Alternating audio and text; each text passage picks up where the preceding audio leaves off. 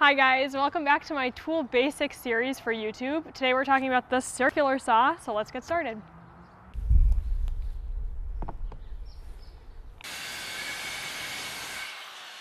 You might use a circular saw if you're trying to make a cut in a longer piece of wood or if you don't have access to a table saw. As always, if you're new to a circular saw or any type of power tool for that matter, make sure you are disconnected from your power when you're getting to know it. Basic circular saw anatomy. Your blade's going to live right here. It's going to have a retractable cover that goes up and down. This will come up automatically as you make your cut and swing back to protect your fingers from the blade. When you're making your cut, you're going to want to hold your circular saw by this grip right here, which has the trigger, and most have a front handle too. So when you're making your cut, you really want both hands to be on the saw. This right here is going to be the base plate of your saw. Whenever you're making cuts, you really want this to be flat against your surface, otherwise you risk getting kickback, which it can be really startling. Most base plates have two ways of adjusting. That's going to be the depth of your saw and the angle at which it's cutting. To adjust the depth, you're going to find a lever back here, and mine pulls up, and that allows me to kind of adjust the blade so I can, cut through just a thin sheet of Luan or a full stack of plywood. To lock that in place, you're just going to pull that lever back down and tighten it so that this doesn't move anymore. Generally speaking, when you're making a cut, you want your blade to be just slightly deeper than the material that you're cutting. Most saws have a guide on the side right here that tells you the ideal depth setting for whatever material that you're cutting. So if you're cutting a 3/4 piece of ply, then you'll just pull that lever right up and point to 3/4, and you can go higher or lower depending. Most circular saws are going to give you the option to make a beveled cut, and that will be probably one of the only other adjustments on the base plate. Mine happens to be right here. Yours will probably look pretty similar. So what I'm going to do is just loosen that just like I did the depth, and then I'm going to set my saw to whatever angle I need and then lock it back into place. Most saws are going to have a type of tick mark or a way to let you know what angle you're at. You can tell right here that I am adjusted to a 45-degree angle. Your trigger is going to live right here. Some saws have a little safety button that you need to pop in and then pull the trigger, so if you can't get yours to work, take a look and see if your saw has that safety feature. When you're making a cut, since I'm right-handed, I like to hold the saw handle in my right hand and put my left hand as the guide in front, and then I'll just run it along whatever piece of material I'm cutting. I know that they do make left-handed saws, so if that's more comfortable for you, go ahead and check them out. Since we have our basic circular saw anatomy under our tool belts, let's get cutting. I typically use a guide when I'm cutting with a circular saw, but you don't have to do that. If you're making a really quick cut and you're just trying to rip down a piece of plywood, this is always an option, so I'll show you how to do that now. So we're going to start by making a line of just where we want our cut to be, like that. Before you make your cut, you're just going to want to double check the angles and the adjustments that you have on your saw. Sometimes someone else used the saw last and left it on a funky setting, so just double check. Perfect. Always make sure to clamp your piece of wood down when you're cutting. One quick note on clamping.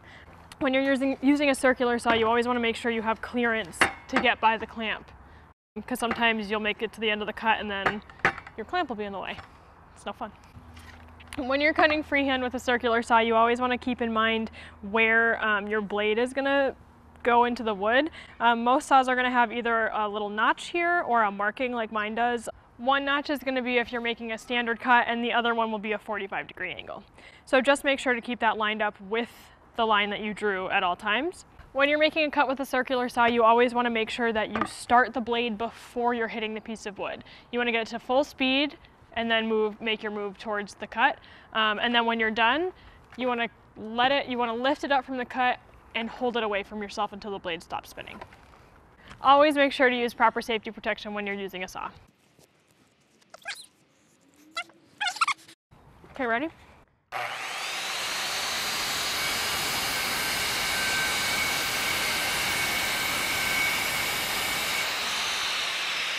After you make your cut, your blade guard is going to automatically snap back into place, and once you've fully released the power from it, you can go ahead and put it down. Just be careful that it's not still running. So if you're making a cut that needs to be a little bit more exact, you can go ahead and use a guide. I'm going to use a circular saw guide like this from a hardware store, but you can also use a straight piece of metal or a straight piece of wood, whatever is immediately accessible to you. What I'm going to do first is mark where I want my cut to be, which let's say it's at 30 inches. So now that we have our cut line marked out, you're just going to want to take into account how far away the blade is from the edge of the base plate. Most saws are going to be at 1.5 inches, which mine happens to be. And the reason for that is because it's going to be, your base plate is going to be riding up against the side of your guide, and you want to leave that clearance. That way your cut will fall exactly where you want it to. Once you get a little bit of practice on this, you can kind of start to put your measurements at exactly where you need them. Like if you're making this 30-inch cut, you'll automatically know to put it at 28.5. But for this purpose of learning, we're going to add that 28.5 in right here. And we're going to clamp our guide on.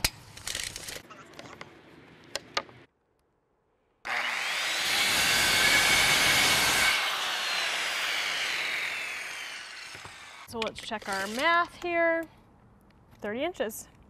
Perfect, kind of. Sometimes if you're cutting really long cuts or multiple cuts, it can be annoying to have that second piece of wood fall on the ground, especially if it's really big. Some people like to get a piece of insulation foam or a piece of scrap plywood and just lay it on the ground and cut right on top of it. That way you don't have to deal with falling scraps. One more thing about guides. If you don't have enough clamps or not enough room to clamp a guide to a piece of wood, I've actually gone ahead and drilled holes through mine. That way if I know I'm cutting into kind of like a less than perfect piece of ply, I can go ahead and just screw it on wherever I need it, make the cut, and then pop the screws out.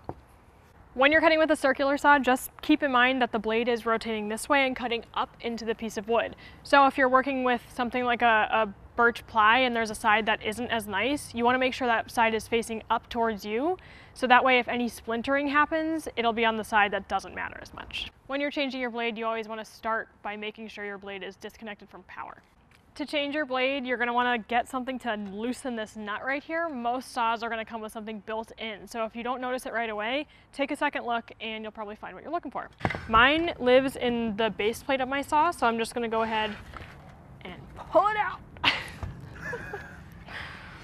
I can't get it out. I can't get it out. Can you help me? So I'm just going to go ahead and pull that out. Most saws are going to have a little button right here that pushes in to lock the blade from moving. What I'm going to do is push down on this blade locking button, and then I'm going to retract this blade cover and hold it with the same hand. I'm going to take this wrench and loosen. So you're just going to undo that nut and make sure you're doing this in a spot that these pieces can't be lost. And you're going to go ahead and pull your blade off. Pretty easy. To get the blade back on, most saws are going to have an arrow here that will tell you which direction to put the saw on. And on the blade, there's also going to be an arrow. You just want to make sure that you match those and put them in the same direction. Most blades are also, as a rule, just going to have the logo on the side that faces out. Go ahead and slip that blade on and put this piece back on. Thread the nut.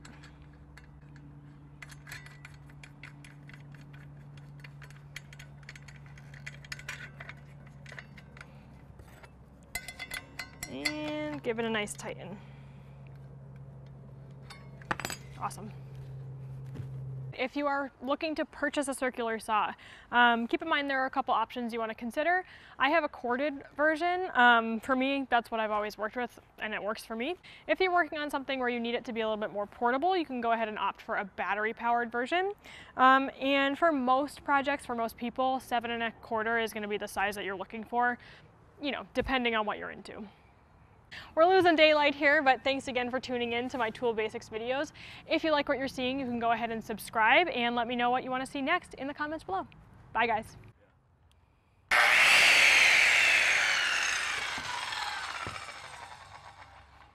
Don't include that. I'm not comfortable with that.